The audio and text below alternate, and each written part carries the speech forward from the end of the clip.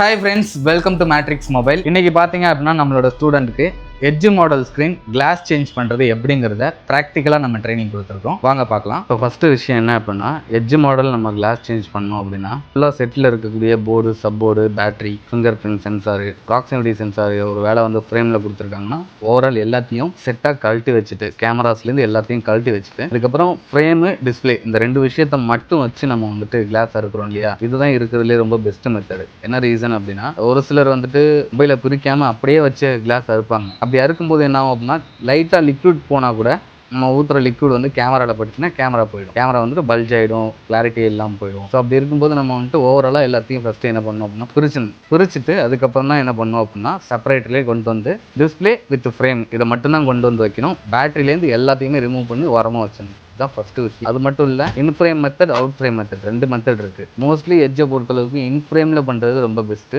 Out frame பொறுத்தளவுக்கு Samsung S series, flat displays வரக்கூடியது, இந்த மாதிரியான ஃபோன்ஸ், அதாவது பேப்பர் டிஸ்பிளேலே ஃப்ளாட் டிஸ்பிளே வரக்கூடிய மொபைல்ஸ் இருக்குது அப்படின்னா அதில் டிஸ்பிளேவை ஃப்ரேம் அவுட் பண்ணிவிட்டு அதுக்கப்புறமா இருக்கலாம். மற்றபடி எட்ஜ் மாடல்னு வந்துருச்சு அப்படிங்கிற பட்சத்தில் அறுத்துட்டு, அதாவது கிளாஸை ஃபுல்லாக எடுத்துட்டு அதுக்கப்புறமா டிஸ்பிளேவை மட்டும் தனியாக ஃப்ரேம் அவுட் பண்ணுறது பெஸ்ட் மெத்தட். முக்கியமாக எட்ஜ் மாடல் பொறுத்தளவுக்கு கார்னர்ஸ், இந்த கர்வ் ஸ்க்ரீன் இருக்குல்ல, கர்வ்டாக இருக்குல்ல, இந்த இடங்களில் ஃபஸ்ட்டு கட் பண்ணி நம்ம கட்டிங் ஒயரை இன்சர்ட் பண்ணுற அளவுக்கு ஒரு சின்ன கேப் எடுக்கணும்.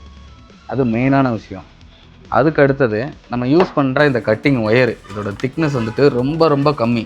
மார்க்கெட்டில் இருக்கக்கூடிய ஒயரில், பிராண்டட் கட்டிங் ஒயரில் இருக்கிறதுலே ரொம்ப ரொம்ப கம்மியான எம்எம் இருக்கிறது தான் நம்ம யூஸ் பண்ணுறோம். ஸோ இந்த அளவுக்கு ரொம்ப கம்மியான எம்எம் ஒயர் யூஸ் பண்ணால் தான் நமக்கு டிஸ்பிளே வந்துட்டு பேப்பர் டைப்பில் இருக்கிறதுனால கிழிஞ்சிரும். பொறுமையாக சேஃபாக தான் கட் பண்ணணும், சேஃபாக தான் இருக்கணும். ஸ்டார்டிங் நீங்கள் அறுக்கிறதுக்கு ஒரு 1.5 மணி நேரம் டைம் எடுத்துட்டா கூட போக போக அந்த டைம் என்ன ஆகும் அப்படின்னா குறையாது. ஃபஸ்ட்டு ரிஸ்க் எடுத்து பண்ணணும், அதுக்கப்புறம் அது ரிஸ்க்கே இல்லாத மாதிரி நமக்கு ஈஸியாகிடும். ஓகேவா?